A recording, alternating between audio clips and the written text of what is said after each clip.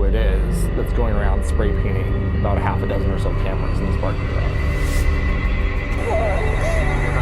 She was already there at the garage when police arrived with body cameras rolling.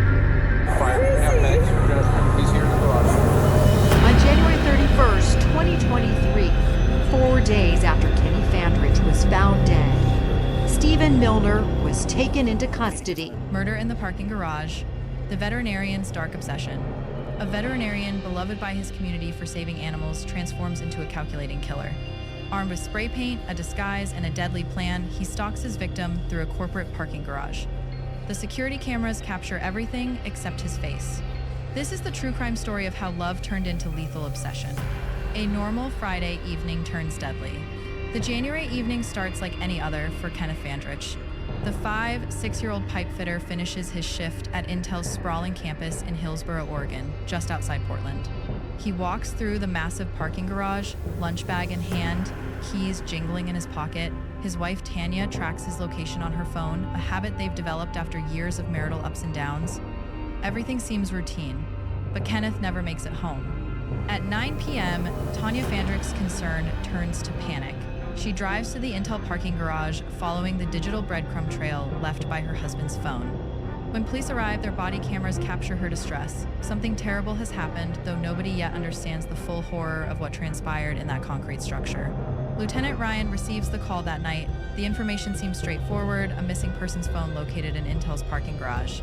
But when he arrives at the second level, behind the traffic lights visible from the street below, he discovers something that doesn't make sense. A black Honda Civic sits in its parking spot. Inside, a person appears to be sleeping in the driver's seat. Lieutenant Ryan approaches cautiously. The position of the head seems wrong. Discoloration marks the neck area. He knocks on the window. No response. The lieutenant peers closer and realizes the truth. This person is dead. The scene confounds investigators. Kenneth Fandrich sits peacefully in his driver's seat, hands folded in his lap. His lunch bag rests beside him. His keys lie nearby. His phone sits in the passenger seat, everything arranged with unnatural neatness. There's minimal blood in the vehicle. The victim appears to have simply fallen asleep and never woken up. But one detail shatters this peaceful illusion. The discoloration around Kenneth's neck tells a different story. This is no natural death. Then investigators notice something else, something that transforms this mysterious death into something far more sinister. The surveillance cameras throughout the parking garage have been painted over. Someone deliberately blinded the security system that monitors this Intel campus, one of the tech giant's major production facilities. This isn't just a death investigation anymore. This is murder in the parking garage, and someone went to extraordinary lengths to make sure they weren't seen. The masked figure emerges. Detectives Rachel Winter and Marcus Rigo arrive at the scene within hours. The Hillsboro Police Department mobile command post sets up at the garage entrance. This is unlike anything they've encountered in their careers.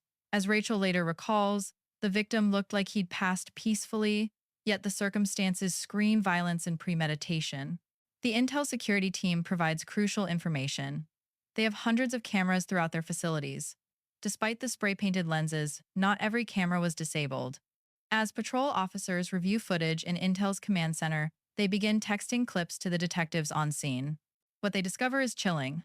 A figure appears on camera around 7 a.m. that same morning, hours before Kenneth Fandrich's death. The person wears a construction hard hat, red mirror-tinted safety glasses, and a black mask covering most of his face. He moves deliberately from camera to camera, spray painting each lens with blue paint.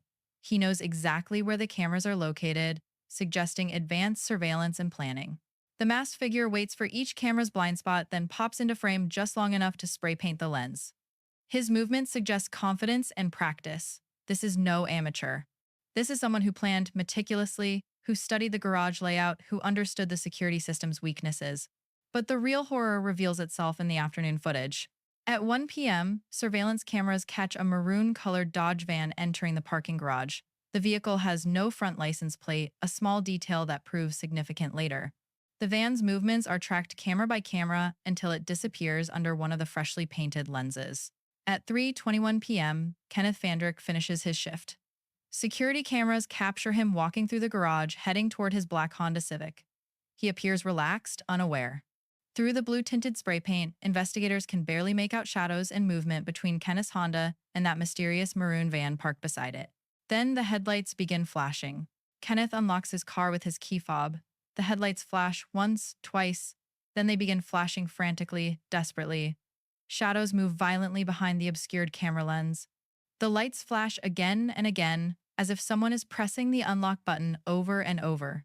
That's when the person is murdering Kenneth Fandrich, Lieutenant Ryan explains, his voice heavy with the weight of that realization. Investigators believe Kenneth was grabbed as he approached his car, still clutching his keys. In his terror, in his desperate fight for survival, he kept pressing that key fob. Each flash of his headlights marks another moment of his struggle. Each pulse of light represents his attempt to escape, to signal for help, to somehow survive the attack unfolding in that maroon van. The security footage continues recording, though the painted lens makes details impossible to see. Later, forensic analysis reveals that Kenneth Fandrich died from blunt and compressive trauma to his neck. His neck was broken with such force that investigators know this was no accident, no simple altercation gone wrong. After killing Kenneth inside the van, the murderer took time to stage the scene. He carefully placed Kenneth's body back in the Honda's driver's seat. He arranged Kenneth's hands in his lap. He positioned the lunch bag, the keys, the phone, everything designed to suggest Kenneth simply sat down in his car and peacefully passed away. The staging reveals something about the killer's psychology. This wasn't a crime of passion, a moment of uncontrolled rage. This was calculated, methodical. The killer wanted to create a specific narrative, to buy time, to confuse investigators. But who would do this? Who would plan such an elaborate murder, and why target Kenneth Fandrich, a hardworking pipe fitter with no obvious enemies? The answer lies in a twisted tale of obsession that began years earlier, a story of forbidden love that turned into fatal fixation. The affair that started everything. Tanya Fandrich sits in the mobile command post that night, her affect strangely flat. Detective Sarah Mesh conducts the initial interview, immediately noting something unusual about the new widow's demeanor. Tanya speaks in a monotone voice. Her emotional response is muted. She seems disconnected from her body, from the horrific reality unfolding around her. Sarah Mesh knows that everyone grieves differently. She resists jumping to conclusions. But Tanya's behavior is different from other victims she's seen. Something feels off. Then Tanya reveals something crucial. He has a stalker. The statement transforms the investigation.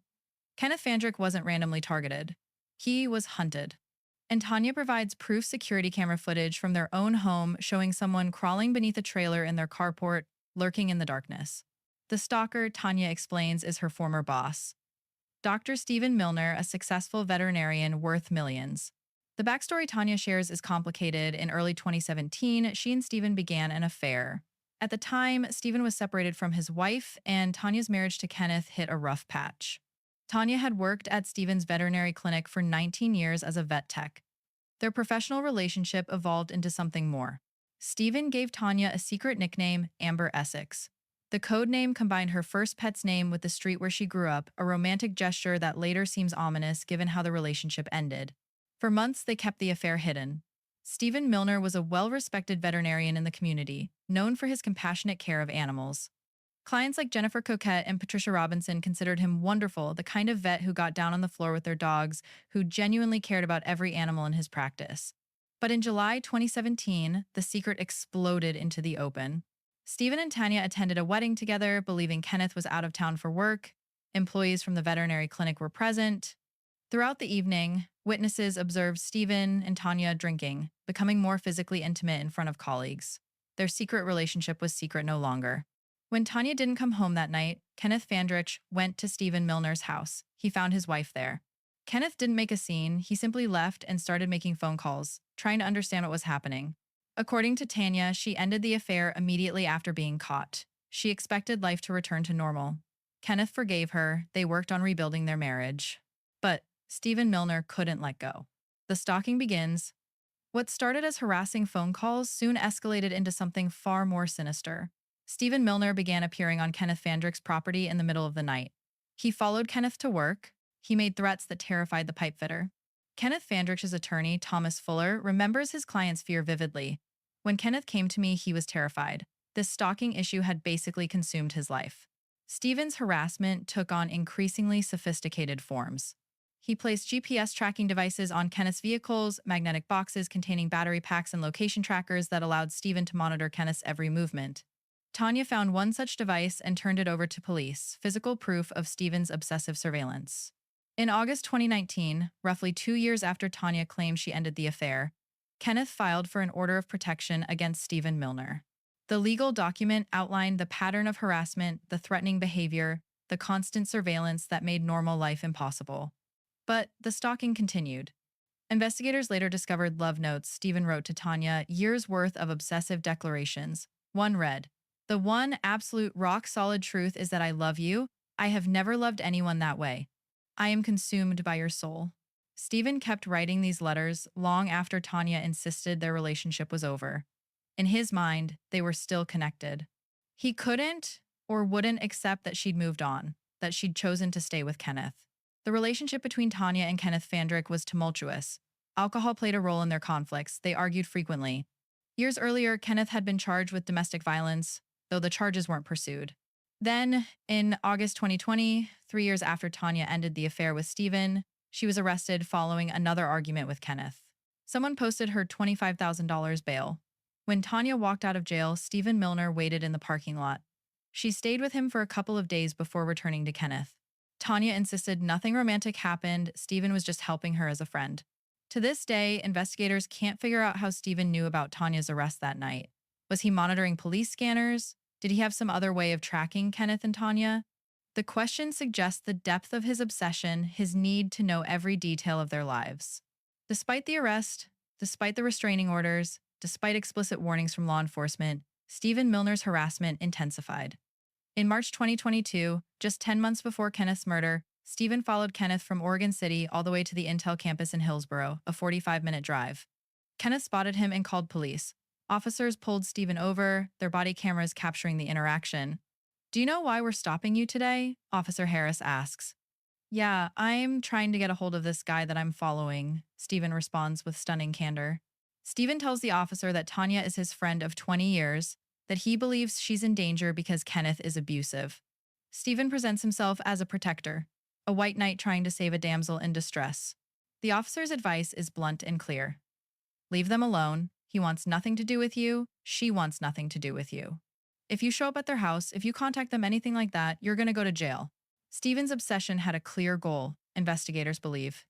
He wanted to end Kenneth and Tanya's marriage so he could swoop in and rescue her. In his mind, Kenneth was the villain, the abuser, the obstacle preventing Stephen from his happily ever after with Tanya. 2 weeks after that traffic stop, Kenneth Fandrick crashed his car. When police responded, he explained through tears that he'd been fighting with his wife, thought she was at her boss's house where he'd caught her cheating before, and lost control while driving to confront the situation. The stress was destroying Kenneth's life. His attorney recalls Kenneth telling him that Stephen threatened, "I'm a veterinarian. I've done surgeries and I have the tools to chop you up into little pieces." In August 2022, after finding another GPS tracker on his vehicle, Kenneth's complaints led to criminal charges against Stephen Milner. The veterinarian awaited trial for stalking. Kenneth also filed a civil lawsuit seeking hundreds of thousands of dollars for invasion of privacy and infliction of emotional distress. 5 months later, Kenneth Fandrick was dead in that Intel parking garage. The investigation intensifies. With Stephen Milner identified as Kenneth's stalker, detectives focused on connecting him to the murder. They discovered another crucial piece of evidence.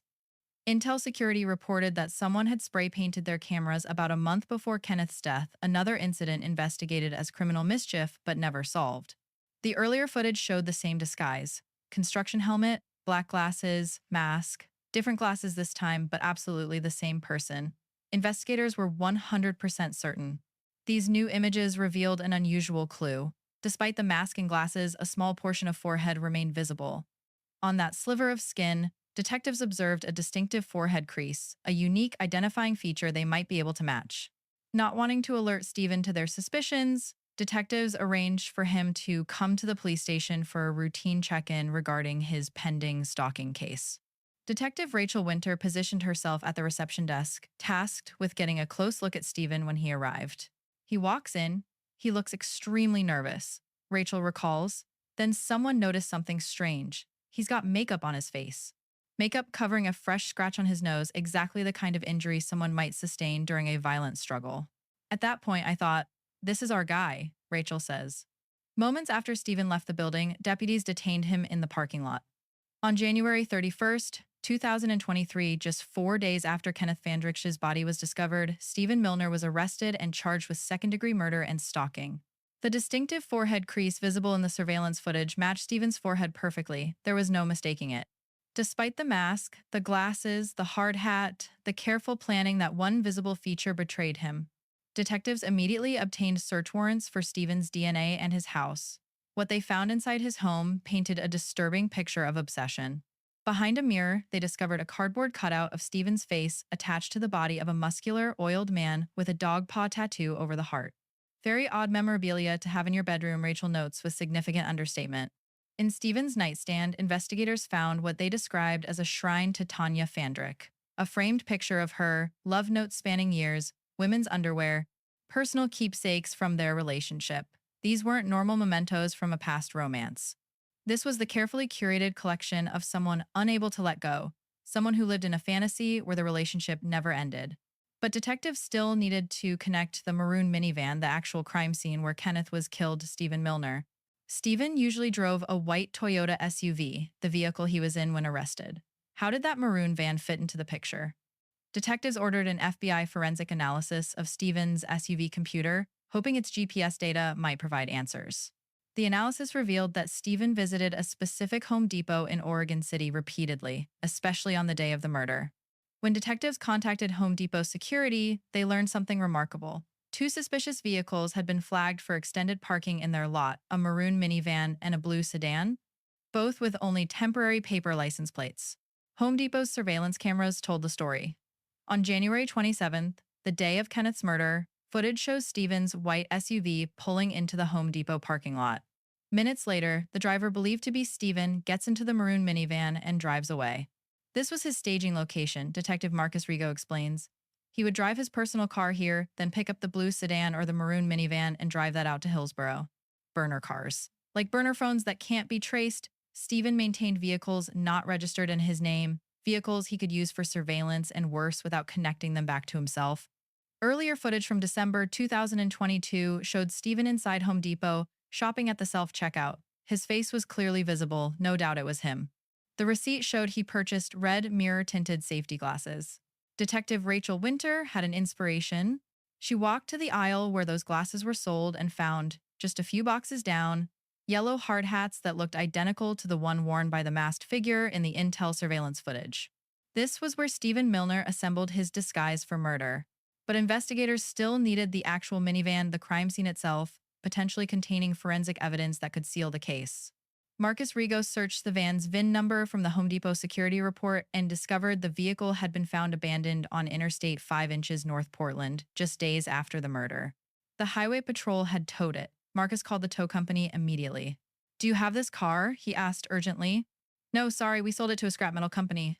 Marcus and another detective raced to North Portland. They arrived at the scrapyard and asked about the maroon minivan. The response crushed their hopes. They had a video they could show the detectives. The footage captured the maroon minivan, the murder scene, the vehicle where Kenneth Fandrich died, and the massive metal jaws of the scrapyard's crusher.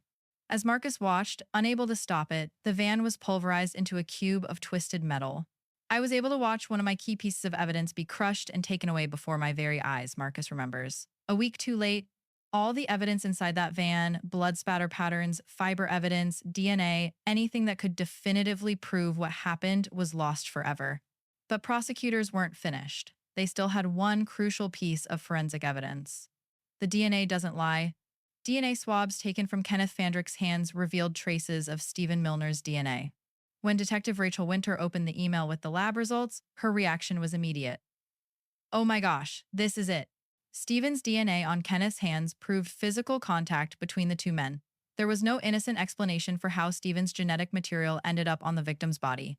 Kenneth had fought for his life, and in that struggle, he'd touched his killer. On January 13th, 2025, Stephen Milner went on trial for stalking and murdering Kenneth Fandrich. Washington County prosecutors Michael Gerhart and Emily Streblow faced the challenge of proving murder without the van where they believed the killing occurred. To everyone's surprise, Stephen Milner took the stand in his own defense. He admitted spray painting the cameras. He admitted waiting in the Intel parking garage. But his explanation shocked the courtroom. He was trying to get Kenneth arrested for drunk driving or driving without a license. He was trying to protect Tanya from what he believed was an abusive husband. I was trying to keep Tanya from getting killed, Stephen testified. Prosecutor Michael Gerhardt challenged this narrative. Why was it your responsibility to enforce traffic laws? I was trying to keep Tanya from getting killed, Stephen repeated, circling back to his delusion that he was Tanya's protector, her white knight. Stephen's version of events portrayed Kenneth as the aggressor. According to Stephen's testimony, Kenneth spotted him in the maroon minivan and attacked. Stephen claimed he opened the door to confront Kenneth, and Kenneth jumped him. There was pushing and shoving, Stephen said. Eventually, he pushed Kenneth against the car, and Kenneth fell into the vehicle. It is that push that causes him to fall into a seat, Stephen testified, trying to explain Kenneth's death as an accident, an unintended consequence of self-defense. But the physical evidence contradicted Stephen's story entirely. Kenneth's neck was broken, not the result of bumping his head on a car door, but the consequence of significant blunt and compressive trauma. As prosecutor Michael Gerhardt noted, to my knowledge, bumping your head on a car door is not going to break your neck. After 6 hours of deliberation, the jury reached their verdict. Guilty of murder and multiple stalking charges. Justice and aftermath. Cameras were allowed into the courtroom for Stephen Milner's sentencing hearing on February 18, 2025. Tanya Fandrich, who requested not to be shown on camera, delivered a powerful victim impact statement. Prosecutor Emily Streblow read Tanya's words, "All you had to do was stop. Hear me clearly when I say you are a vengeful, deceptive, manipulating, self-serving, aggressive, hateful, lying predator. And all you had to do was stop." The judge sentenced Stephen Milner to life in prison with the possibility of parole after 25 years. The respected veterinarian who once saved animals would spend the rest of his life behind bars for taking a human life. Stephen Milner declined requests for interviews after his conviction. His silence leaves many questions unanswered about his motivations, his mental state, his justifications for the elaborate murder plot. This true crime case highlights the deadly potential of stalking behavior. Kenneth Fandrich did everything right. He called the police, obtained restraining orders, hired an attorney, documented the harassment. He followed every recommended step for victims of stalking. Yet the system couldn't protect him. Kenneth Fandrich called the police. When that didn't work, he got a lawyer. He did everything he could under the legal system, and it didn't help him at all. His attorney Thomas Fuller observes, highlighting the tragic inadequacy of legal protections for stalking victims. Thomas Fuller filed a wrongful death lawsuit on behalf of Kenneth's estate, seeking millions in damages. He believes Stephen Milner accumulated significant wealth from real estate investments and the sale of his veterinary practice. Any money recovered would go to Tanya Fandrich. For Stephen Milner's former clients, the revelation of his crimes shattered their perception of the caring veterinarian they trusted with their beloved pets.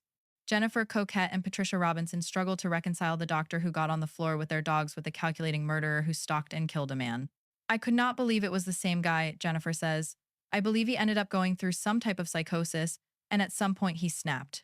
Patricia adds a chilling observation. "You never know what anybody is capable of. You never know what monster might be inside." Almost a Dr. Jekyll and Mr. Hyde situation. The case demonstrates how obsession transforms love into something lethal, how rejected affection curdles into murderous rage. Stephen Milner had everything: successful career, financial security, respect in his community. He threw it all away, pursuing a fantasy relationship that existed only in his mind. He had everything to live for. He could do anything he wanted to do, Patricia reflects, and this is where it ended up. It's real sad. Kenneth Fandrich's death in that Intel parking garage represents more than one man's tragedy. It exposes the gaps in a system meant to protect stalking victims, the ease with which obsessed individuals can surveil their targets using GPS trackers and other technology, and the terrifying reality that restraining orders are sometimes just pieces of paper against someone determined to act on their delusions. The surveillance footage captured the moment Kenneth's headlights began flashing frantically, his final, desperate signals for help that nobody saw in time. Those flashing lights haunt investigators still, a visual representation of Kenneth's last moments, fighting for his life while the killer he'd tried so hard to escape finally made good on years of threats. In the end, Stephen Milner's elaborate planning, the spray-painted cameras, the burner vehicles, the disguise purchased at Home Depot, the careful staging of Kenneth's body couldn't hide the truth. The distinctive crease on his forehead, visible in just a sliver of surveillance footage, betrayed him. The DNA under Kenneth's fingernails betrayed him. His own obsession, documented in love letters and shrine-like collections, betrayed him. Justice was served, but Kenneth Fandrich remains gone, another victim in the devastating intersection of obsession, stalking, and murder in the parking garage. Asterisk, asterisk. If this true crime story gripped you, hit that subscribe button and turn on notifications so you don't miss our next deep dive into the darkest corners of human nature. Share this video to spread awareness about the serious dangers of stalking. Your engagement helps us continue bringing you the most compelling true crime content on 48 Hours and beyond. Stay safe out there, and remember, if you or someone you know is experiencing stalking, take it seriously and seek help immediately. The system failed Kenneth Fandrich, but awareness and action can save lives. Asterisk, asterisk.